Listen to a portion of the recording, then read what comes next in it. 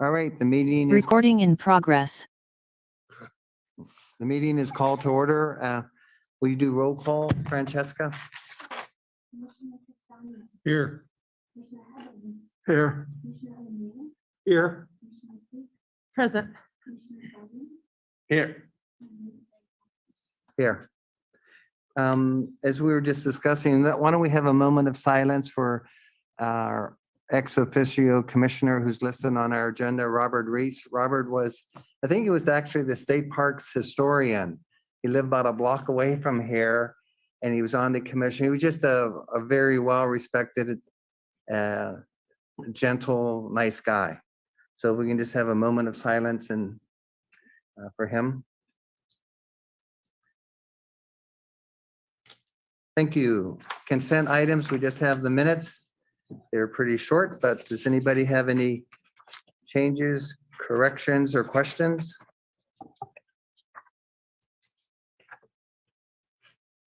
If not, is there a I'll motion? move approval. Bob, I'll second. John?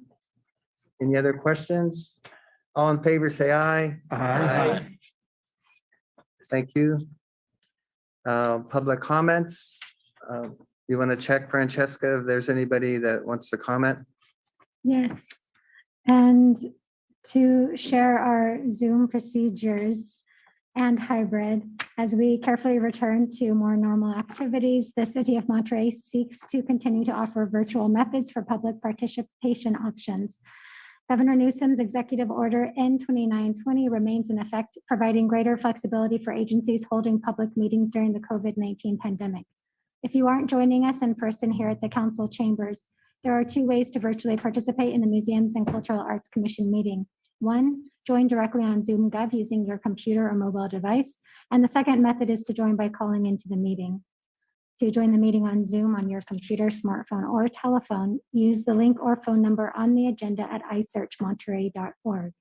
To join by telephone, dial toll-free 833-568-8864. Enter meeting ID 161-622-2299, followed by the pound sign. If prompted to enter a participant ID, press pound. These public comments are also streamed live on the city's YouTube account, which is accessible at youtube.com/City of Monterey with an approximate 10-second delay, and on Comcast channel 25 with up to a 90-second delay.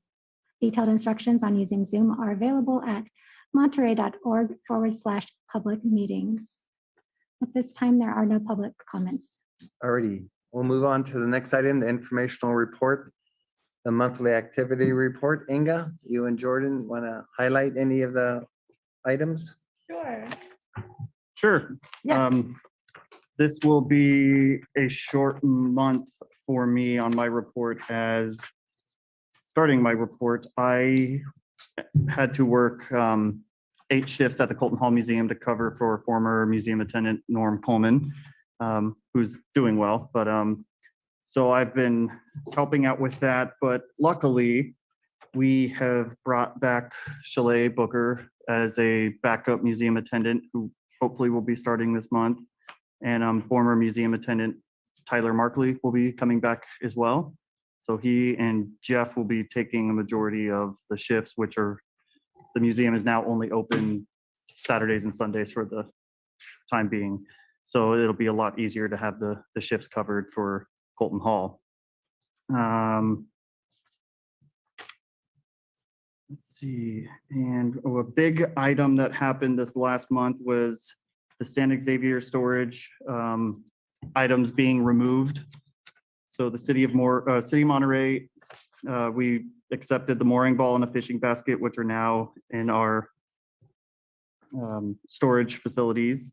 The Japanese American Citizens League took a large wooden table and 2 fishing baskets. The Italian Heritage Society was able to take a large copper vat, wooden table, trolley cart, a wooden box from Del Monte, 2 fishing baskets, and 2 wooden barrels. And the Point Sur was able to take 2 wooden barrels and a pallet of coiled belts. And so a big thank you to Cardinelli Moving and Storage for helping us out. Their movers were great. We were able to get those important pieces out of there and delivered safely and successfully. And another thing coming up is we have already begun planning for Christmas in the Adobes. And it's going to be an interesting Christmas in the Adobes this year with COVID, of course. So we're still trying to figure out how we're going to do this. Are we going to limit the number of people in at a time, or is it going to be like kind of like a flow plan? You just walk in and leave. We're also most likely, I don't think we've fully decided yet, but probably not going to have beverages like hot cider and cookies, just because with the mask mandate currently in the city buildings, we don't want people eating and drinking, pulling their mask down while inside a crowded building. So we have a lot of work to go into that, but luckily State Parks is really dedicated to make sure that that this is safe and fun event. Will Santa Claus have to wear a mask at Colton Hall? Well, I don't even know the last time we had Santa Claus at Colton Hall, so. Right. But yeah, that may be difficult for him to wear one. And also with that, the Fort Point Brass Band is offered to come back at no charge this year. If we're unable to pay them, they will come out and play. They usually play on Saturday with their historic brass instruments from the 1800s, about Civil War era. And so they will be coming back. And so we are excited to be just open and being a part of this. But all that begs the question, well, is there going to be any kind of a history week this year or no? History Fest? Yeah. No, I don't think anyone has been working on that. I don't know if Inga has been in contact. Well, the one thing we're looking into is whether or not we could record a reenactment and then have it play on one of the weekends in October. So if the actors would be able to do their reenactment in Colton Hall and be recorded. So we're looking into that. It looks like Eric doesn't have a whole lot of time to work on it, but we're still exploring that possibility.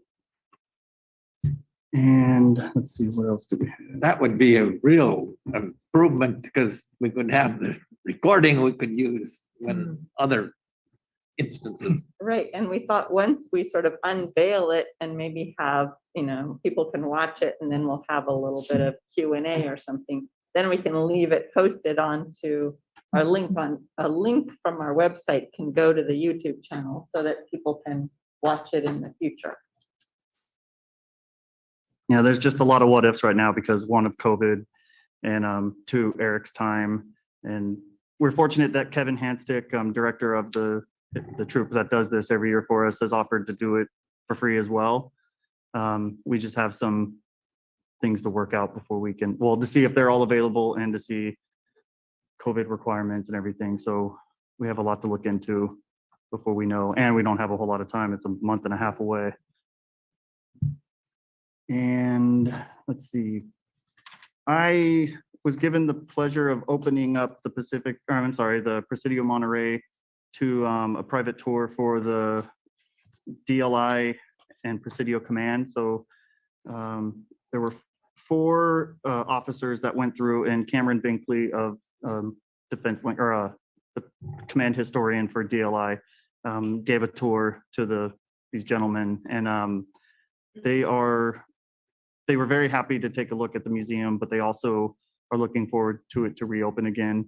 We still have the issue of we do not have a volunteer coordinator to coordinate the volunteers, or do we now? I think Bill has expressed an interest, so we should talk to him some more about Okay. what That's it- one I might be able to do that, but I was thinking if Chalet or Jordan are working Colton Hall Museum on Saturday and Sunday, I know there were some breaks during that period. And I wondered if either one of them, they're both very experienced, if they could take that on, if they're working at Colton Hall, just to allow the Presidio to be open, even if it's only open Saturday and Sunday.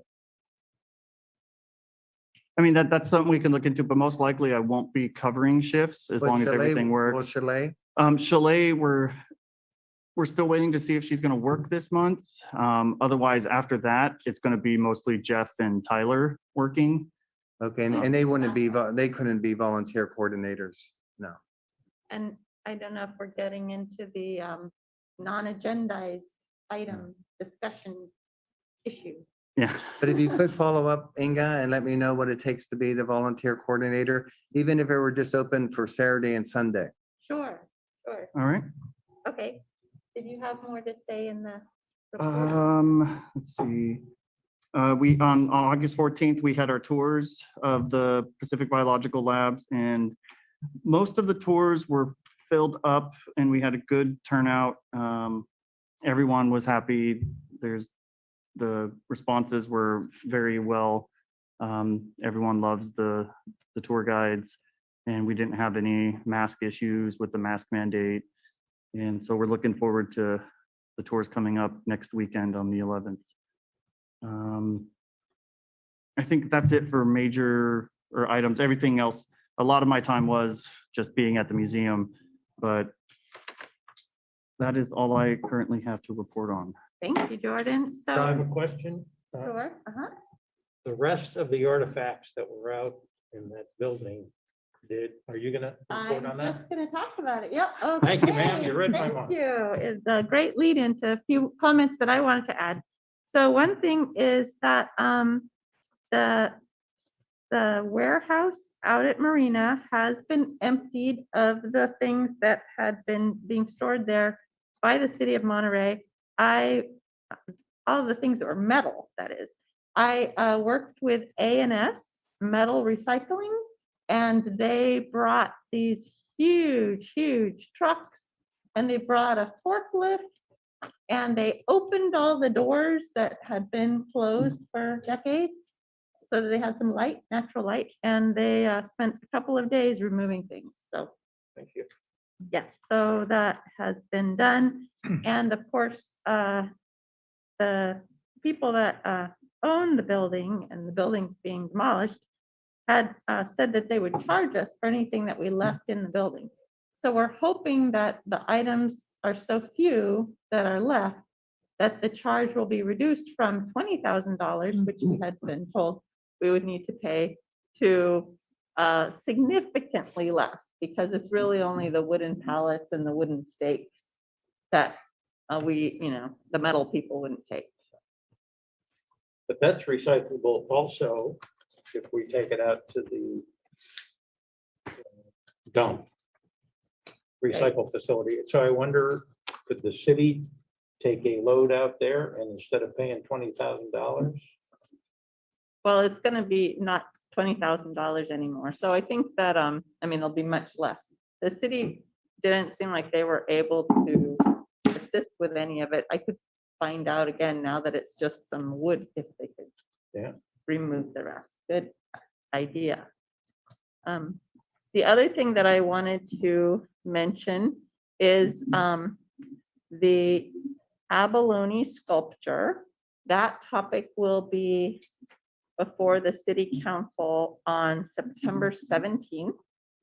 And we will be asking the city council to allocate $75,000 from the museum's art acquisition fund to repay the Cannery Row Company, because the Cannery Row Company, they pledged $100,000, I believe, but then they paid $75,000 towards the sculpture, and the sculpture hasn't been created. And so the city is dealing with this with the artist, but the whole thing has just stalled. And there was a contract with the Cannery Row Company. They gave the funding on the condition initially that the sculpture would, be unveiled in June of 2020, which that didn't happen. And then they've been patiently kind of waiting for updates and so forth. But at this point, it's pretty much, at a standstill. So Did the they're- city pay all the total amount to the sculptor? Or, I mean, so- usually don't you pay like, I don't know, 50%? And then when it's finished, you pay the other 50%? Did So they in- pay the entire 100%? In the contract, there were installments because of course the money was going not only towards the artistic creation, but also for supplies and materials. So the city had paid $75,000 to the artist, And how much was the total sculptor? 100,000, So we've already paid 75 out of 100 and we have nothing. right? And so the thinking is that if there is money that comes back to us from the artist to the city, then that money will go to reimburse the art acquisition. So Inga approached me or told me about this earlier because I said it's a pretty late agenda. As I was mentioning, I was thinking of canceling this meeting, but I thought the entire board should listen to this because I raised the obvious question. If there was no money originally taken out of the museum, and for whatever reason, this contract between the city and the sculptor didn't work out, why are you taking the museum money? There are other sources of money, such as the reserve, and if the city goes with litigation, then the money goes back to the reserve. But why take it out of the museum? But we can't talk or make any decision because it's not on the agenda. But I do want to see if there are any questions. If there's enough questions, we can have a special meeting. If there aren't any questions, we can just say the heck with it. Sounds to me like there are a lot of questions. 75,000 of them. But the city's going to pursue that through possible if they can't get it through working, then they're going to pursue litigation. And I think, as the way Inga indicated to me, the 75,000 could be a loan from the museum. But of course, you never know how litigation turns out. I mean, we could get all of it back, we could get part of it back, or we could get none of it back. And that's why I asked the question, how much money is in that fund? And that's normally used to buy other pieces of art or sculpture or whatever. So Right. this is an unusual case. Yeah, Mike. I didn't really follow the Cannery Row company or foundation part of this. Can you Sure. give us that again? Yeah, so as you know, for Monterey 250, there was a, fundraising effort. And for then art was selected for, to help commemorate our 250th anniversary. So funds were raised for the statue and a pledge of $100,000 was received from Cannery Row. And now that Nat Rojanasatira, our assistant city manager, is here, Nat, if I misspeak anything, then please correct me and the record. But anyway, so Cannery Row had paid into this fund $75,000. And in full disclosure, I think it's actually not the 17th, Inga. I think it's September 21st, the third Tuesday in September. In full disclosure, you intend to put that on the meeting to reimburse Ted Balistreri the 75,000. I'm involved with the Old Monterey Foundation, and we've asked Ted, would you kindly consider giving $10,000 to our group of that once you get the money back, so we can put on a 250th celebration for the city. Ted's agreed to that. So I just want you to know that that's sort of a separate item. The main item I think the commission should be concerned about is why should that 75,000 that the city intends to pay back Ted, why should that come out of the museum funding? And maybe Nat can speak to that. Yeah, thank you, Chair Wachowski. So first of all, apologies for joining late. We have a monthly Emergency Operations Committee meeting that we've had since the pandemic has started. And as EOC Director, I chair that meeting. So I came into to this meeting as quickly as I could, rushing over from the City Manager's office here. So I'm not sure exactly how much detail has been shared so far with the Museums and Cultural Arts Commission, but what I will share is that I would like to avoid talking in detail about litigation-related matters because that hasn't gone to council yet. But what we do know is that the artist has not complied with our current contract that the city has for producing the Abalone Sculpture, and there are very We've been trying to work with the artist, where the city of Monterey is legally obligated to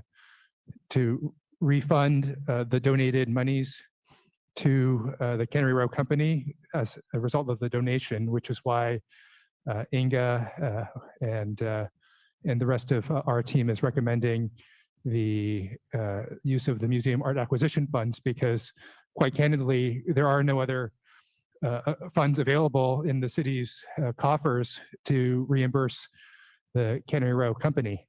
As many of you know, we're in a position financially where we're still, as recently as this afternoon, our city manager described it as going month to month in terms of paying the bills. We are able to balance this year's budget thanks to the $6.5 million from the American Rescue Plan Act, but we're not out of the woods. And aside from, and I've shared this with Inga, I mean, and as well as Bill, we have very few options other than laying off more staff, cutting other services in the city to cover this cost. It is very much our hope that we use these funds as a temporary measure. And if we're able to recover the funds from the artist, we would then replenish the museum art acquisition funds. And we will be working with our city attorney and other and of course, and potentially outside counsel, depending on what route we take, to get those funds back into that fund. So that's what staff is recommending at this Ask a time. question though, what about if consideration on the possibility of a loan, that the Museum Commission in its generosity would loan the city of Monterey $75,000. And if you're able to get it back, we get it back. But if we are not, I mean, to get it back through the artist, but if you're not able to get it back through the artist, then you pay us back, you pay back those funds when you're in better financial condition. A loan from the, from when you say a loan, Loan from the lowly Museum Commission that barely has any money, but we're going to loan to the city of Monterey the $75,000. If you get it back through litigation, we get it back. Yeah. If you don't get it back through litigation, you pay us back once you're in better financial Yeah.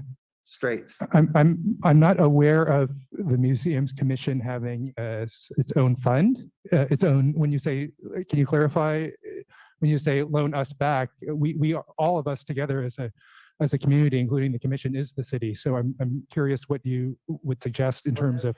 But that fund is for art acquisitions made by the museum. The city, the staff is recommending that based on a failed contract in which the museum was not involved with, to take 75 out of the approximately $100,000. The museum was involved in this contract. In fact, the museum's division was the lead division responsible for managing this contract with the artist. And as you're aware, the museum's division was the lead organization to approve and administer the Monterey 250 funds. So that's in this specific case with the Abalone Sculpture, we were fortunate enough to have donated funds, but because we are short, it is the funds would have otherwise been appropriate to be taken out of the museum art acquisition funds. So one question that came up, I think, was, do we want to have a special meeting so that more can be discussed? Because I'm not sure at what point we're. And not only discuss, but of course, we can't take any action tonight. Oh, So I mean, it's up to the commission. Do you want to have a special meeting probably next week? Would it have to be? To get on July so that you would have the input from the commission? And then there could be a written staff report and more explanation. and I think also the commission could write an attachment or something stating, a particular position. To the chairman's point, I think it would, since it's not agendized, a special meeting is an option, certainly, to have that, and then to authorize a letter or a position from the commission. That's the commission's it's up to the commission to make that decision. It's the pleasure of the commission. I will just share from the city manager's office side. We just don't know where else. There's no other funds available. So at the end of the day, staff, including Director Waite, will recommend the funds respectfully, despite the museum commission's maybe opposition. We just don't know where else the funds would come from. We can't see ourselves to lay off police officers or firefighters or other staff or other programs. We just don't have the budget for it, and we do hope this would be temporary. And it's very, and if I could just add, it's very unfortunate that we're in this situation.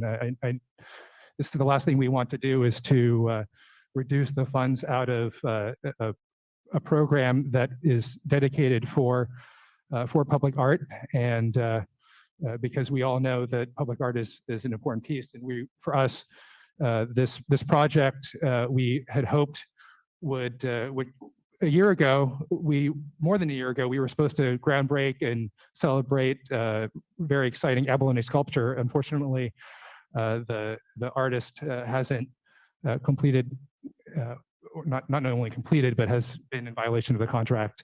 And we see no other options at this point, and we're legally obligated to refund, as I said earlier, the Cannery Row Company. Kimberly? Oh, and let me know if this is not a fair question, but is there any likelihood that the artist will produce the work? Is that just that ship has sailed and it's not going to happen, or are they open to? We've been working with the artist for well over a year, and part of the requirement of the artist is to provide monthly reports. We have yet to receive a single report. It's a challenge. So even if she did produce the art, she's still in violation of the contract. Even if, but having said that, I mean, I think we would be more than happy to negotiate and discuss completion of our project. And I will give credit to the Cannery Row Company for being very patient with us through this process. The project was supposed to be delivered by June 3rd of 2020 on the 250th anniversary date. And when we heard from the artists that they were running behind due to COVID and supply chain issues, we were open to that. We had collectively verbally agreed on a fall 2020 completion date. And then the fall moved to September, and we didn't hear for months from the artist. They were supposed to submit paperwork relating to the actual structure to make sure it was structurally sound with our chief building official. Didn't receive any communication from the artist. It's been a real struggle, and so I think if we were to receive if the artists were to come to us and mea culpa and say, okay, we're willing to complete the project XYZ, we'll provide monthly updates, and we're going to receive updates, we will have that conversation with the Cannery Row Company to see if they're open to completing the project, hopefully in spring of 2022. I just, our hopes are dim, given the relationship currently, and we'll see if the Cannery Row Company would be open to extending the project essentially 2 years. As other folks in the artist world have mentioned to us, the artist community is booming. They have been booming in the pandemic. It's this artist who has not delivered. We went as far as reaching out to our former museums manager. I think, Dennis Copeland? no, prior to Dennis. Yes. Over at the, Klusmeyer. yes, Susan Klusmeyer from she's most recently with the National Trust, and she's gone as far as attempting to reach out to the artist to no avail. So this has been we've truly attempted as much as we can and been extremely patient on this project. Mike, you had a question?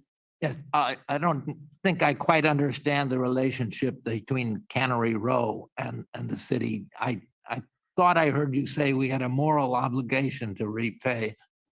We have a legal obligation to repay. So the project there's two agreements. One is an agreement between us and the artist to complete the project, us being the city of Monterey. And as I shared earlier, the contract that was managed by the museums division and the artist.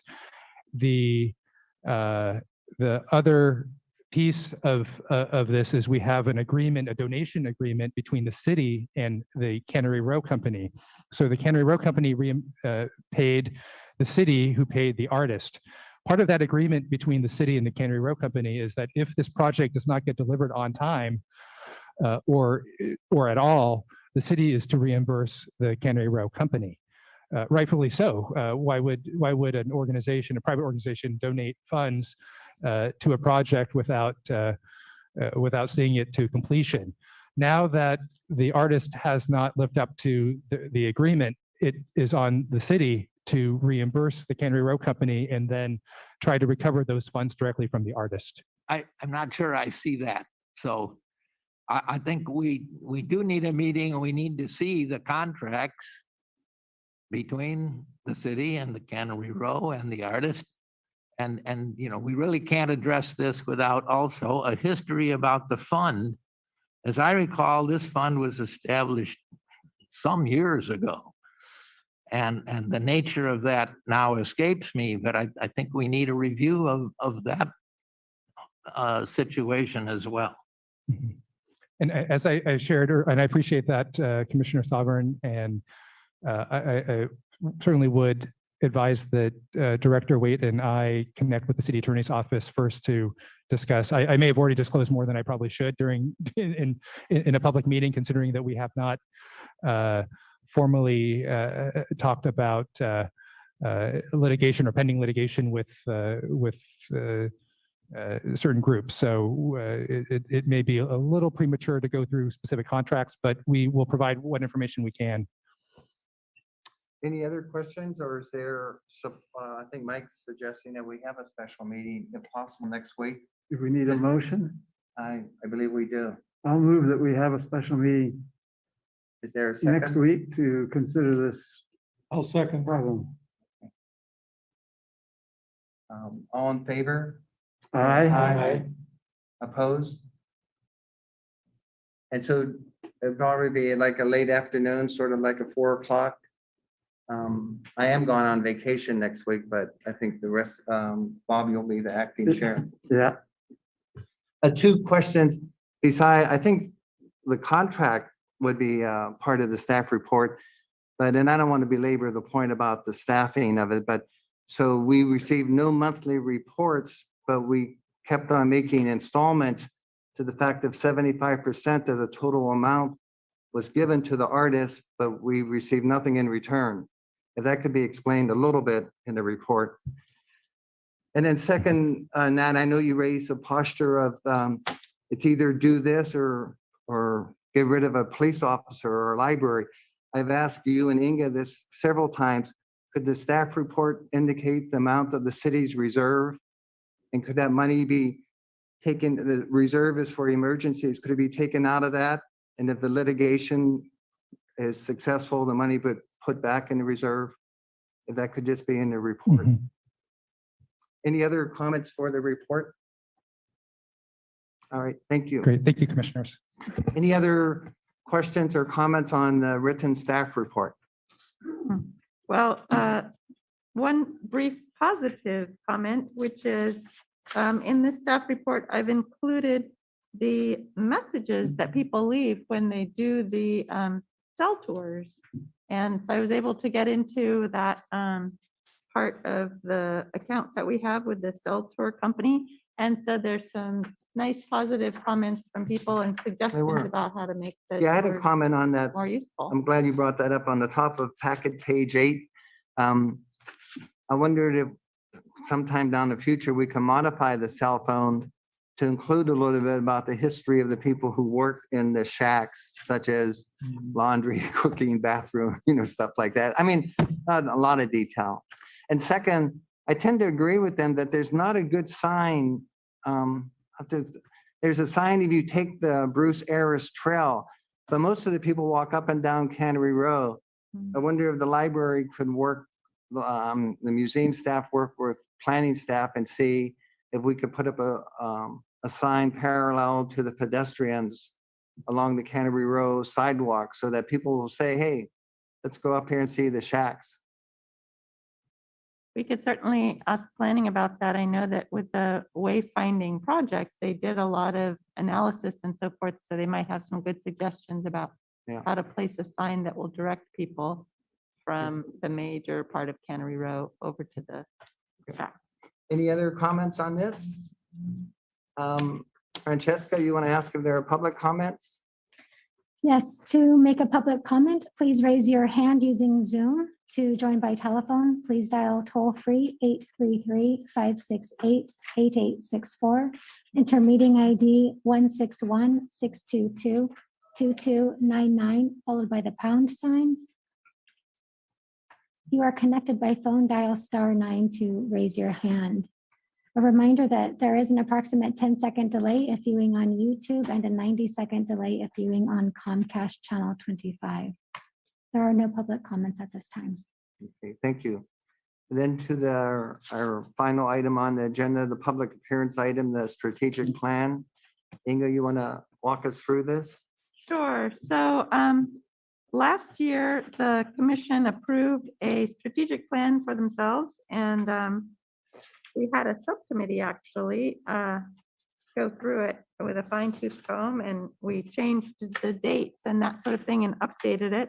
I just thought it should be brought back to the commission to sort of remind you what had been sort of the plan, what kinds of things were going to be looked into this calendar year. And it seems to me that, a lot of things we weren't able to achieve because of COVID. So we might want to set up another subcommittee and then look at these dates and look at what our current priorities are and see if, we want to modify the plan. And then, of course, we would have to replace Kathleen Wall. Do you know the timing of the new commissioner? I don't know when a new commissioner will be appointed. I know that there were several people who applied, so I don't know. I think in talking to our city clerk, she might have said it was going to be on the October agenda for the city council to make that appointment. So are you recommending that we have a subcommittee to go through this and then make recommendations on the task and which are the priorities? And who was the also- subcommittee last time? Also talk about deadlines, adjust the dates, what's more realistic. Yeah, since we've blown through all of them. So I don't have that list in front of me of who was on the subcommittee, but hopefully the commissioners, I do believe it was Commissioner Castagna was on that group, I think that's correct. and Commissioner O'Neill. And then I don't think so. I think it was Commissioner Evans. I think so. Yeah. Would you all be willing to do it again? It's Sure. probably just a one meeting, right? Right. Yeah, Yes, yes. Okay. Okay, great. And Thank so you very depending on that, it will come back at a regular meeting when the subcommittee has made a recommendation. I have a Oh. question. much. Okay. Am I mistaken? I feel like at some point when we were meeting only virtually, that we talked about doing an education committee. There was something about, we were gonna, I don't know, do something with technology and whatnot. Am I correct that it's not appearing on here as a subcommittee?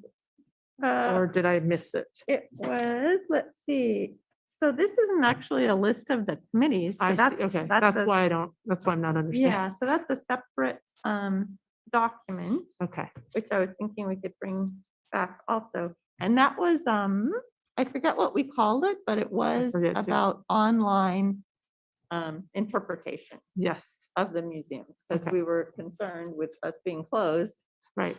and not staffed, that there was no way for people to have a tour of any of the museum facilities. So I think that particular committee, we kind of got bogged down again because of needing somebody like Eric Palmer to do some videotaping for us to help create some videos. for us. There's a nod to that in this in A1. Oh, good. I'm not quite sure what post ADA means, but including that too. including technology. Oh, no. All right, thank you. I think that that references post like after the ADA improvement. I think that's in regards to the elevator, I'm assuming. Mhm.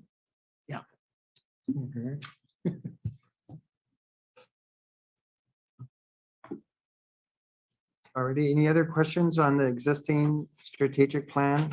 So we have a subcommittee, they're gonna meet, come back and give recommendations on any changes and the priority and deadlines for completing some of this.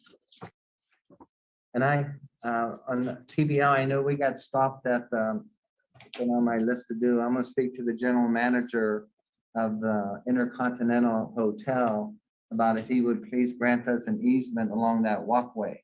So we can do the elevator, ADA at yeah, ingress and egress from the elevator through his easement. So I'll follow up on that then and try to get back in the next month or so. I'm sorry, what was that? An elevator easement? Remember, we looked at the various options for providing ADA to PBL, and none of them were very good. But it was suggested that maybe we can get one through the walkway easement Oh, okay. on the south side of the building, Mhm. because that seemed to do the least impact to the That was building. clearly the By far the best best, solution. yeah. Yeah. I think he would do that. Actually, I think the coastal commission required that easement. He does, but now we have to, it's like broadening that easement, Bob. We have to ask him, can pedestrians there enter and exit from an elevator that's not on his property, but through his easement? So I think he would go Yeah, I ahead and would do think it. would be okay, but yeah. And a number of times per month, it might come up to be used. Could That's probably true. A Be couple very times a limited. month. All right, any other comments on this? And then Inga, I know you're very, very busy, but you're also going to set up a Path of History subcommittee for us to go over that voluminous report. Correct. Oh, And okay. so the folks on the Path of History Committee are John Castagna, Chair Wachowski, and John O'Neill. And one of the requests has been, to indicate what in particular we're looking for as we read through that new updated version of the Path of History.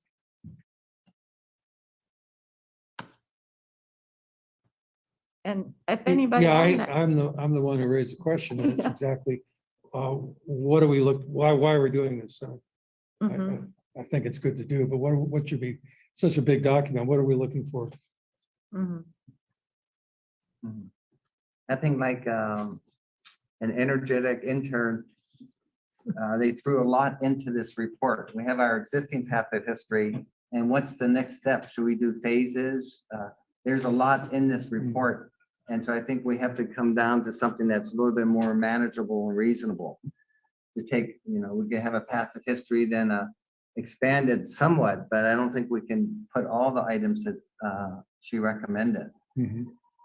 I think that an idea from the previous discussions of the Path of History is that create some little destinations, like walk around the Stevenson House. And, there are a few other features nearby that are historic. And so I think that was part of what Yeah, the we had, new document was supposed to include, some easy strolls that just had a few highlights. And then a map with that kind of thing would be posted near whatever that focal point was, like the Stevenson. already. So Francesca, you're gonna go out to public comments on on a strategic plan. Okay. To make a public comment, please raise your hand using Zoom. To join by telephone, please dial toll-free 833-568-8864. Enter meeting ID 161-622-2299, followed by the pound sign. If prompted to enter a participant ID, press pound. There are no public comments at this time, Chairman. Alrighty. So now we go to commissioner comments. Before we do that, we have a question. Oh. Is this online as well as these 3 paper copies that we have? This report? The document is so large that it's in something called Dropbox. Okay.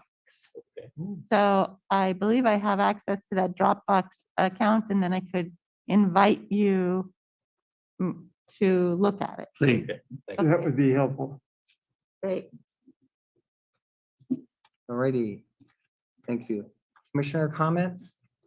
Have any? Yep. Just thank you for putting up with my lateness. Oh. It was traffic related. And if we're meeting next week, Tuesdays and Fridays are very good for me in general. No comments. Bob? I have a question. I got a email message from the city clerk titled Information Only Memo about Local Ethics Training Opportunities, and it says that the attached is an information only memo, blah, blah, blah. But so should I ignore it? I don't, I thought she was saying, Bob, that some of these things are mandatory and some of them are optional. This is an optional one. If you want to take additional ethical training, that's completely up to you. Some of the other items we have to do and then report back to the city clerk. This is not one of them. It's a great opportunity, Bob. Yes. well, but it didn't have any opportunity in it. Oh, you mean there wasn't an There attachment? was or- nothing on it. Oh, No. Oh, we'll take care of that. That's I will find out more for you. Anyway, it was a just, test and Bob passed it. Mike, do you have any comments? Yes, I'd like to compliment the staff and of course the volunteers who have gotten together and we have been able to reopen Colton Hall and the PBL, not as much as we'd like, but it's a start. And I'm interested in trying to do the same thing at the Presidio Museum. And I know we talked a little bit about this last time.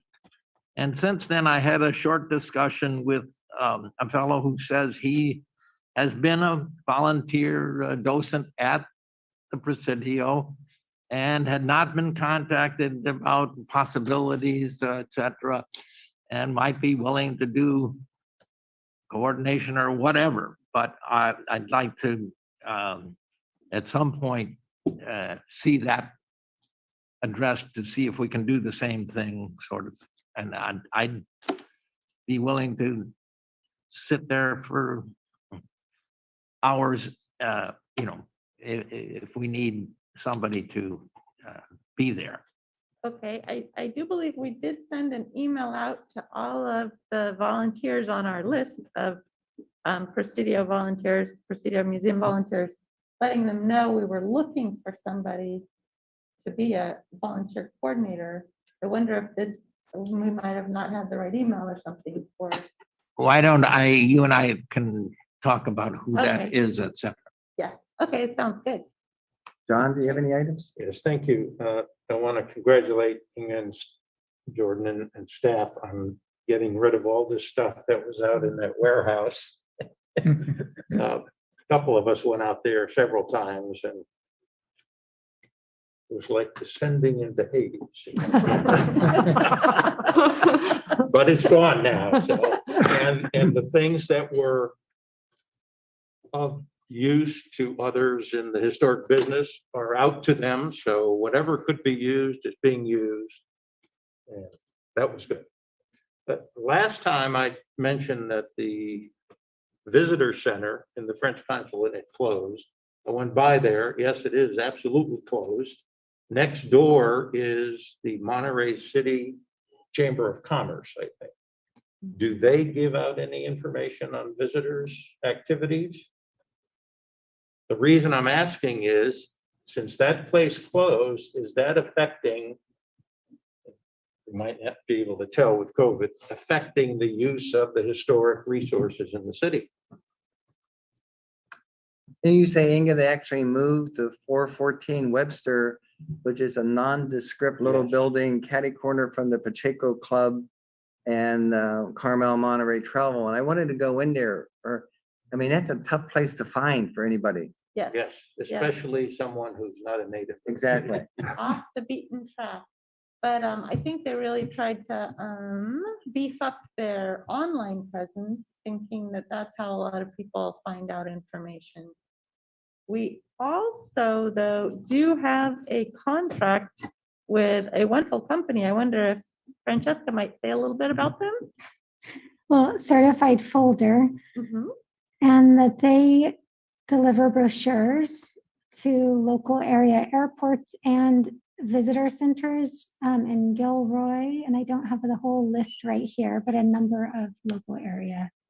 Right, so they Visitor look at centers. sort of what are the entry points. So the Gilroy Outlets Mall, I guess, is one place that people go to find out about what's cool to go to, within 100-mile radius or something like that.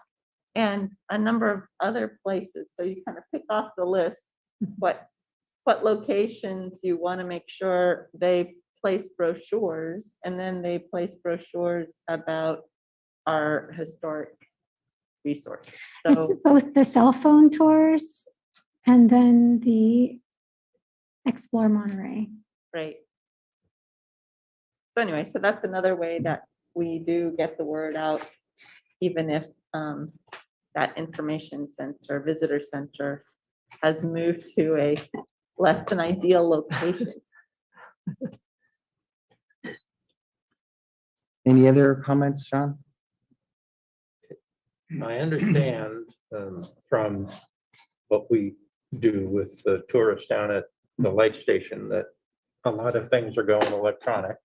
But there are some people who come into town and are just lost, and they need somebody to talk to. They need a room for the night, for one thing. That's one of the things they used to do. And it just seems to me, as a destination for tourists, we ought to have something here, even if it's just a kiosk with one person, something in a very visible spot so people can get there, park their car, and ask their question.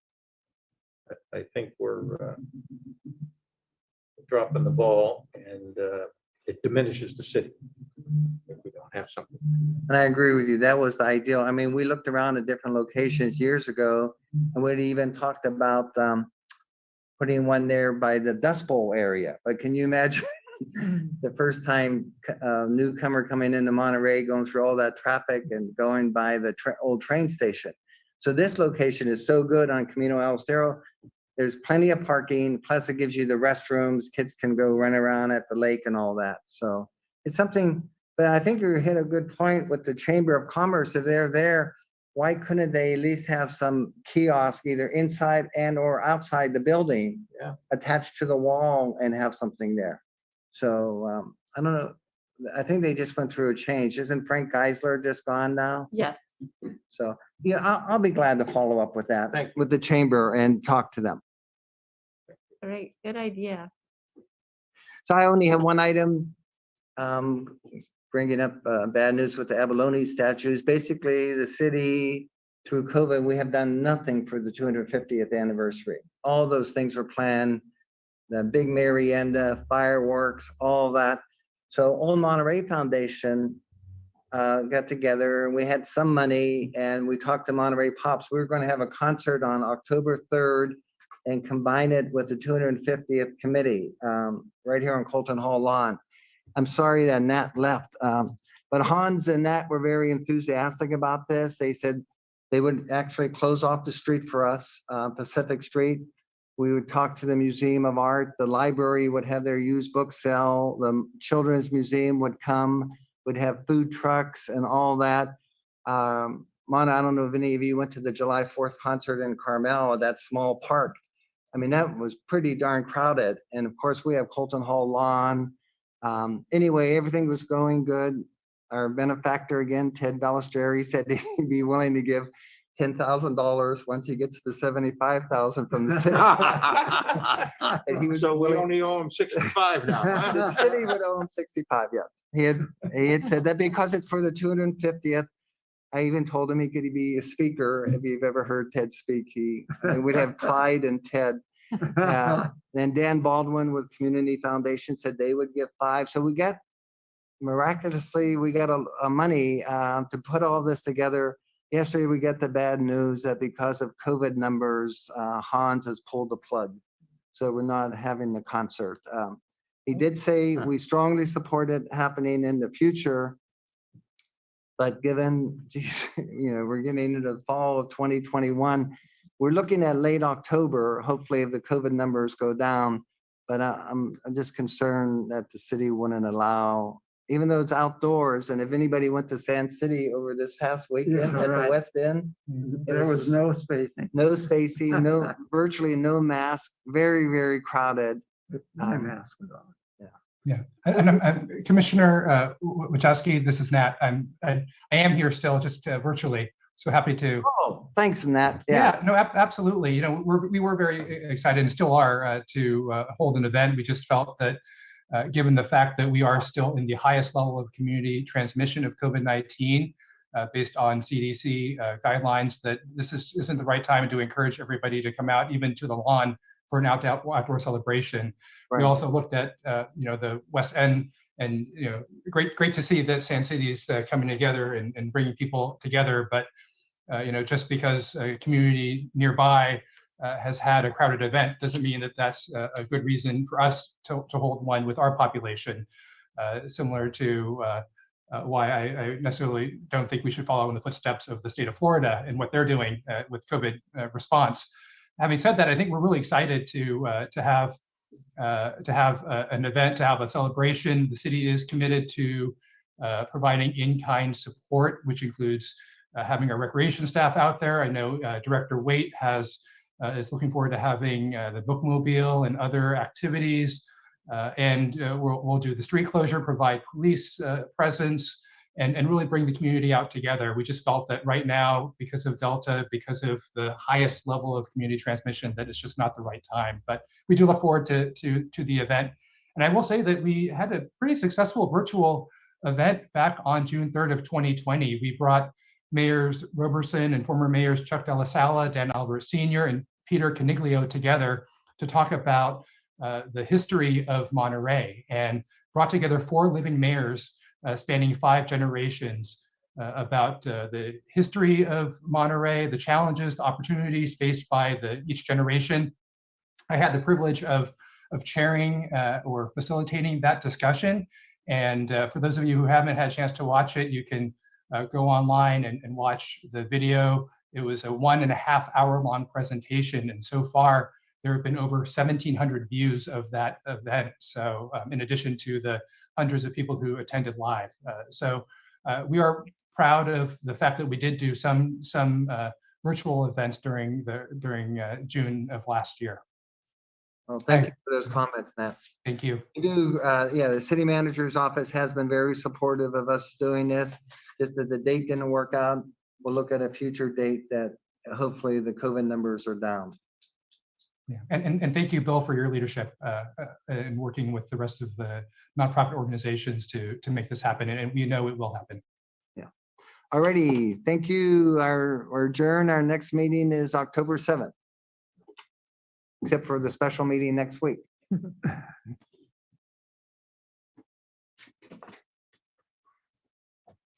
Phil, that Yeah. thing about maybe the